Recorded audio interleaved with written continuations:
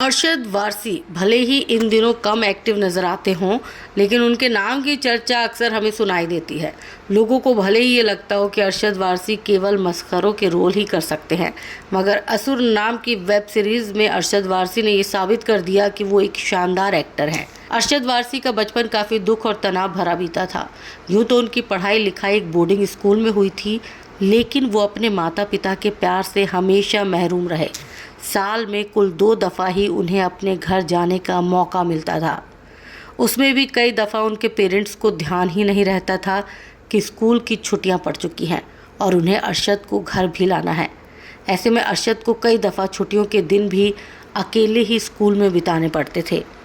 अकेलापन अरशद वारसी पर इतना हावी रहता था कि वो अक्सर अपने लिए खुद ही चिट्ठियाँ लिखते थे और घर जाने वाले अपने दोस्तों को अपनी लिखी चिट्ठियाँ देकर कहते थे कि इन्हें मेरे पास पोस्ट कर देना।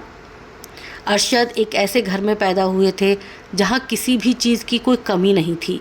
उनके पिता का अच्छा काम था, परिवार एक बंगले में रहा करता था, लेकिन जब अरशद के पिता की मौत हुई तो अरशद और उनके परिवार के हालात पूरी तरह से बदल गए। पिता की मौत के बाद इन्हें अपना बंगला बेचना पड़ा और 1 रूम अपार्टमेंट में शिफ्ट होना पड़ा। इसी बीच इनकी माँ की तबीयत भी ख़राब हो गई। पैसे की तंगी इतनी ज़्यादा हुई कि अरशद को 10वीं के बाद पढ़ाई छोड़नी पड़ गई और छोटे मोटे काम करने पर मजबूर होना पड़ा। अरशद ने एक फ़ोटो लैब में भी कुछ दिनों तक नौकरी की। साथ ही उन्होंने घर घर जाकर कॉस्मेटिक आइटम्स भी सेल किए, लेकिन किस्मत से इन्हें इसी दौरान महेश भट्ट का साथ भी मिल गया। महेश भट्ट की फिल्म काश और ठिकाना में अरशद वारसी ने असिस्टेंट डायरेक्टर की हैसियत से काम भी किया था। हालांकि गरीबी ने इनका पीछा बहुत जल्दी नहीं छोड़ा। अरशद जो भी कमाते वो इनकी मां के इलाज में खर्च हो जाते, लेकिन फिर भी इनकी मां की जान नहीं बच पाई। अरशद वारसी का मानना है कि आज वो जो कुछ भी है उसमें जया बच्चन का एक बहुत बड़ा योगदान है। दरअसल ये जया बच्चन ही थी जिन्होंने अपनी फिल्म कंपनी ABCL की पहली फिल्म तेरे मेरे सपने में अरशद वारसी को ब्रेक दिया था। जया बच्चन ने जब अरशद वारसी को अपनी फिल्म तेरे मेरे सपने में एक्टिंग करने का ऑफ़र दिया तो काफ़ी देर तक तो अरशद वारसी को लगा कि शायद जया बच्चन उनके साथ कोई मजाक कर रही है, लेकिन जब जया ने उनके सामने कॉन्ट्रैक्ट पेपर्स रखे तो इनकी खुशी का ठिकाना नहीं रहा। उस वक्त जया बच्चन ने इनसे ये कहा कि मैं जानती हूँ तुम अपना दर्द छिपाकर लोगों को हर वक्त हंसाते रहते हो, इसलिए मैं तुम्हें इस फिल्म में लेना चाहती हूँ। उसी दिन से अरशद वारसी के दिल में जया बच्चन के लिए इज्जत कई गुना बढ़ गई।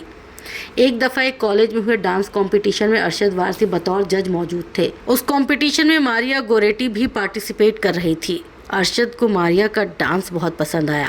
कंपटीशन के बाद अरशद ने मारिया को अपने डांस ग्रुप की लीड डांसर बना दिया। मारिया अरशद को पसंद करने लगी।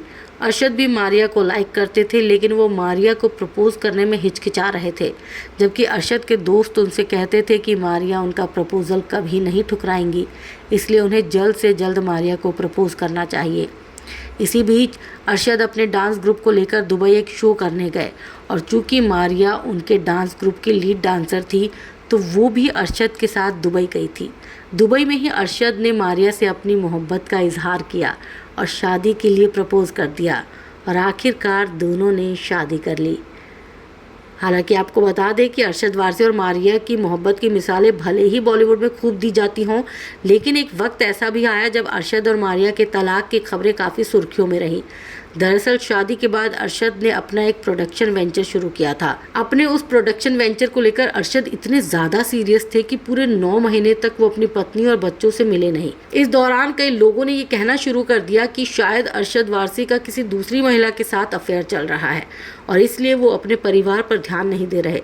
यहाँ तक कि ये अफवाह भी लोगों द्वारा फैलाई गई कि अरशद की पत्नी मारिया उनसे तलाक लेने का मन बना रही है।